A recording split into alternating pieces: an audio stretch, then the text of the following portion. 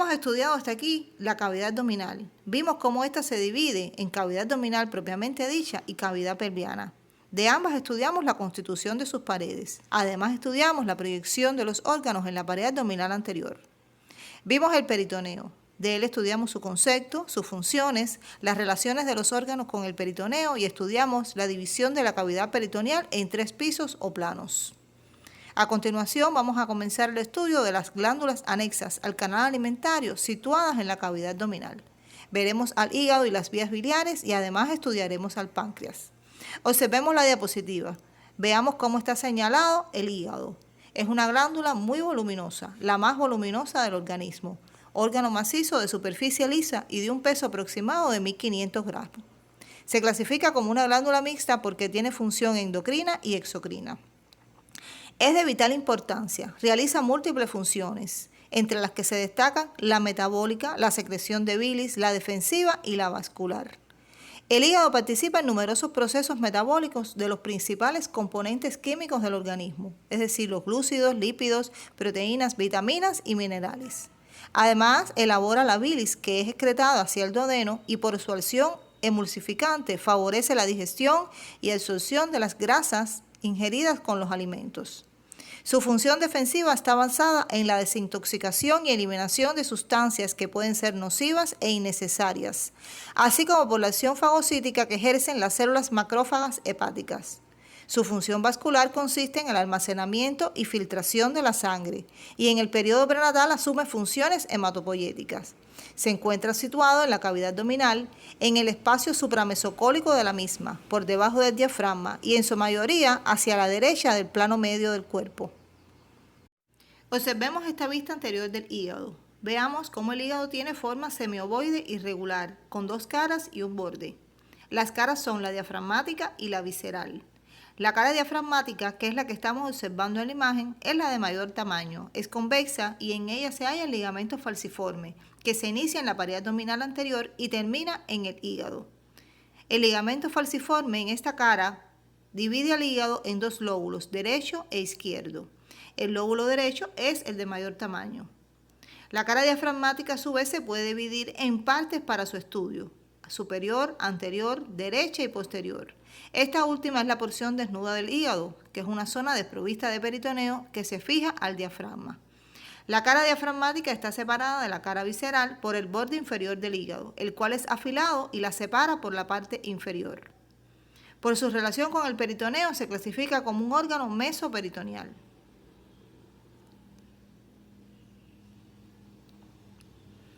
Observemos ahora una vista inferior del hígado. Estamos observando en el mismo la cara visceral, la cual es plana, irregular y algo cóncava. Tiene una dirección oblicua que va de póstero superior a ántero inferior, donde se encuentra el borde inferior del hígado. Presenta un conjunto de impresiones correspondientes a las vísceras con las que se relaciona, así como depresiones dispuestas en forma de letra H, que dividen esta cara en lóbulos. Las depresiones están formadas por un surco longitudinal derecho, un surco longitudinal izquierdo y uno transverso que constituye el ilio o puerta hepática del hígado, como pueden apreciar en la diapositiva. Continuaremos ahora con la descripción de la cara visceral del hígado. El surco longitudinal derecho, de dirección anteroinferior a póstero superior, está constituido por una fosa y un surco, en la dirección descrita anteriormente. La fosa se sitúa por delante del surco transverso y se denomina fosa de la vesícula biliar, por estar situada la misma a este nivel. En tanto, la parte del surco situada supero posteriormente se denomina surco de la vena cava, por estar la vena cava inferior situada en el mismo. La porción transversa de la H constituye el ilio del órgano o puerta hepática, un orificio en forma de una fisura transversa por donde entran y salen las estructuras que acceden al órgano, siendo estos la arteria hepática propia y sus ramas, la vena porta y los nervios que entran, mientras salen los vasos linfáticos y los conductos hepáticos derecho e izquierdo. El surco longitudinal izquierdo está compuesto en la parte anterior por la fisura del ligamento redondo, mientras que por la parte posterior lo constituye la fisura del ligamento venoso. Observen estos detalles señalados en la diapositiva.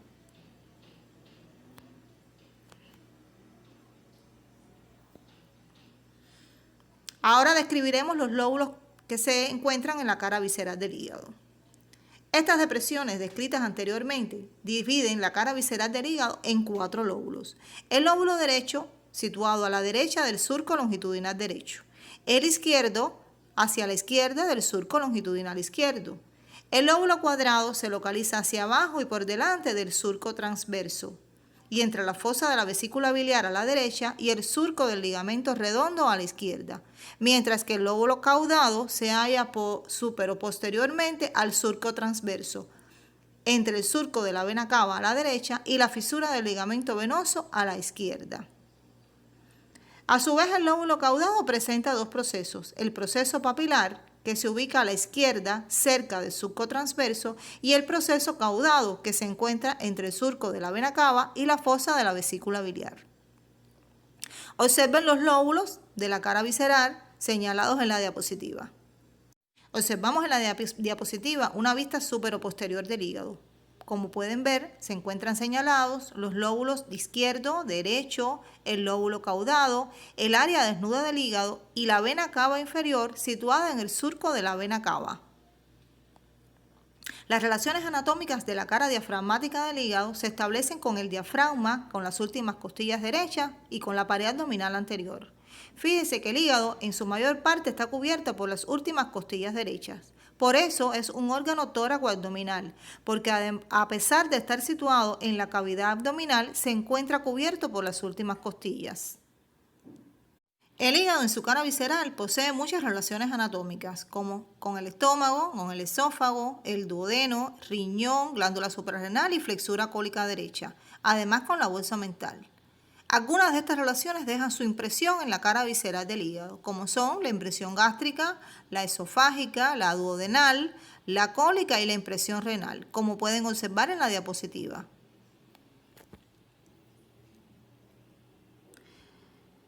Observen las relaciones anatómicas del hígado. Además, es importante que ustedes recuerden que el hígado es un órgano que está recubierto casi totalmente por el peritoneo, excepto en el lugar donde se encuentran los ligamentos, en la fosa de la vesícula biliar y en un área triangular situada en la porción posterior de la cara diafragmática, donde se pone en contacto íntimo con el diafragma. Ya lo habíamos visto. A esta área se le llama área desnuda. Es por eso que el hígado se clasifica como órgano mesoperitoneal. Vemos ahora las vías biliares. Las vías biliares se dividen en intrahepáticas y extrahepáticas. Las vías biliares intrahepáticas comienzan en los canalículos biliares, que afluyen a los conductos interlobulares.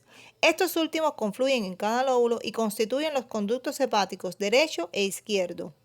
Las vías biliares extrahepáticas se componen de los conductos hepáticos derecho e izquierdo, los conductos hepático común, cístico y colédoco, así como la vesícula biliar. La vesícula biliar se halla en la fosa homónima de la cara visceral del hígado. Está cubierta por peritoneo, excepto en la región donde se une con la cápsula del hígado, por lo que se clasifica como un órgano mesoperitoneal.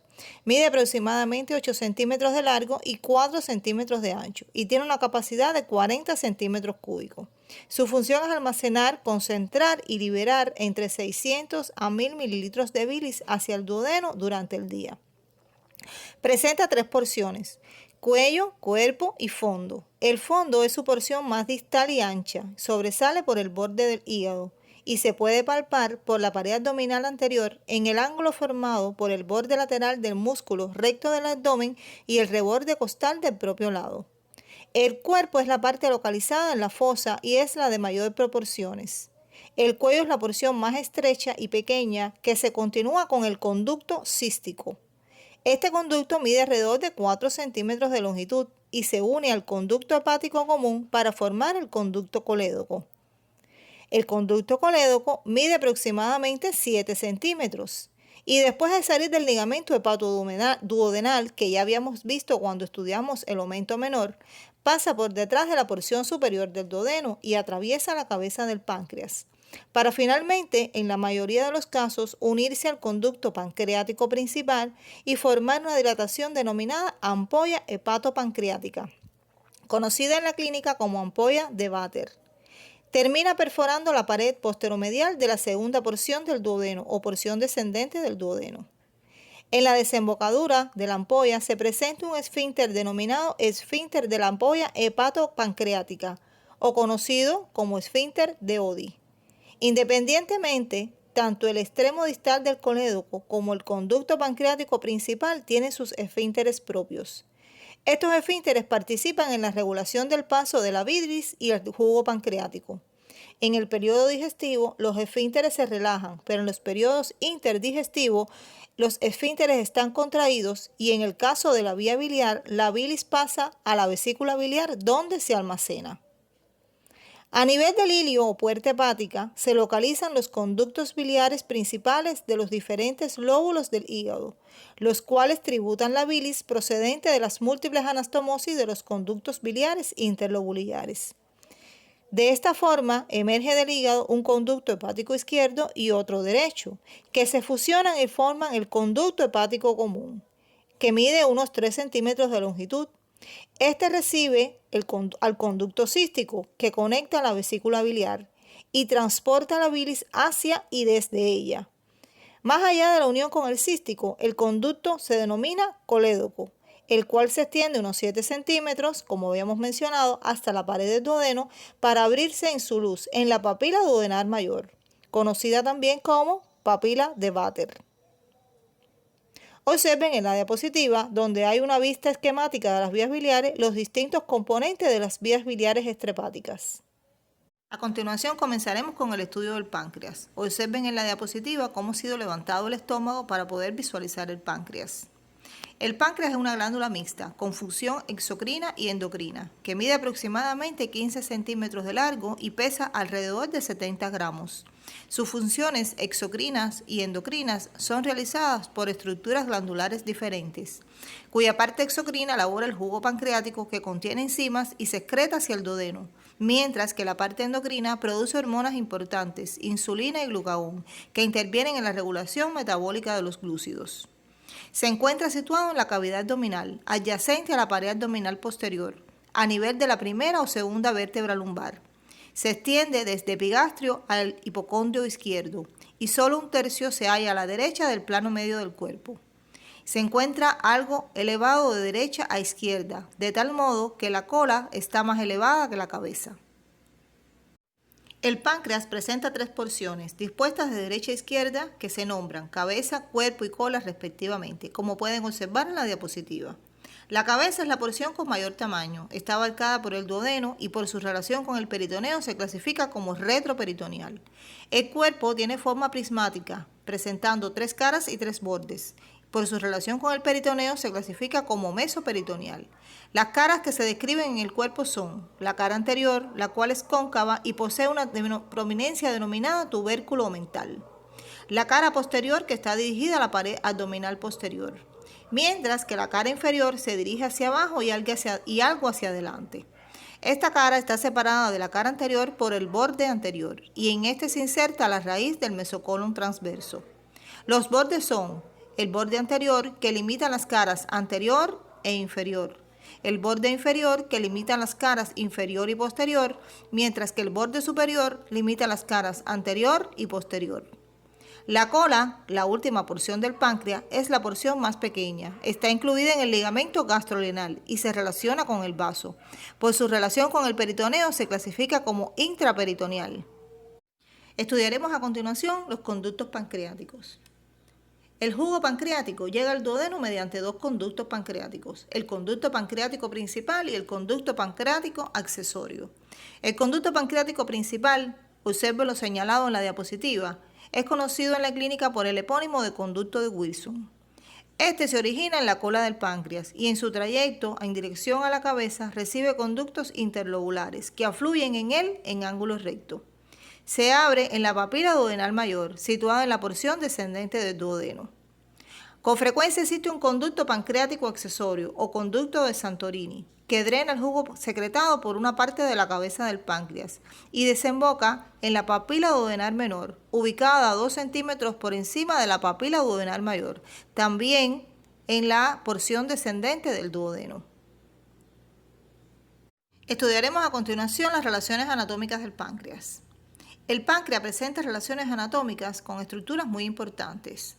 Por delante el páncreas se relaciona con la raíz del mesocolon transverso, como puede observarse en la imagen. También se relaciona con las asas intestinales, la bolsa omental, el estómago y el peritoneo parietal. Por detrás se relaciona con estructuras como el conducto colédoco, la vena cava inferior, la vena y la arteria renal derecha, la vena porta, así como las venas que la forman, la arteria aorta abdominal, la arteria mesentérica superior, entre otras estructuras.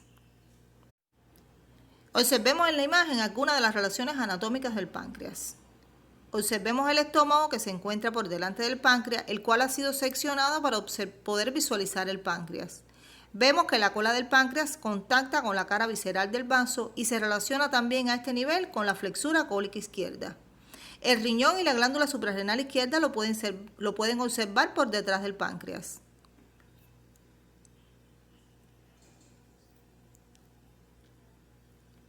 En la imagen podemos ver algunas de las relaciones que se encuentran por detrás del páncreas. Fíjense que el páncreas ha sido seccionado también para poder visualizar estas relaciones anatómicas. Observen en la imagen que el borde superior del páncreas establece relaciones anatómicas con la arteria hepática común y la arteria renal o arteria esplénica. Hasta aquí la actividad de hoy. Al culminar la misma, terminamos el estudio del sistema digestivo. En esta clase vimos la cavidad abdominal, el peritoneo, así como las glándulas anexas al canal alimentario situadas en la cavidad abdominal, o sea, el hígado y el páncreas, de las cuales estudiamos su situación, sus funciones, su configuración externa, así como sus relaciones anatómicas. Es importante que consoliden estos conocimientos realizando su estudio independiente, apoyándose en su libro de texto, su atlas para observar las imágenes, además en las guías de clases prácticas y resolviendo los ejercicios propuestos para estas actividades. En la próxima clase estudiaremos el sistema urinario. Veremos que sus órganos están situados en la cavidad abdominal, distribuidos en sus dos porciones, o sea, en la cavidad abdominal propiamente dicha y la cavidad pélvica o cavidad pelviana. Y en esta se van a relacionar en mayor o menor medida con el peritoneo.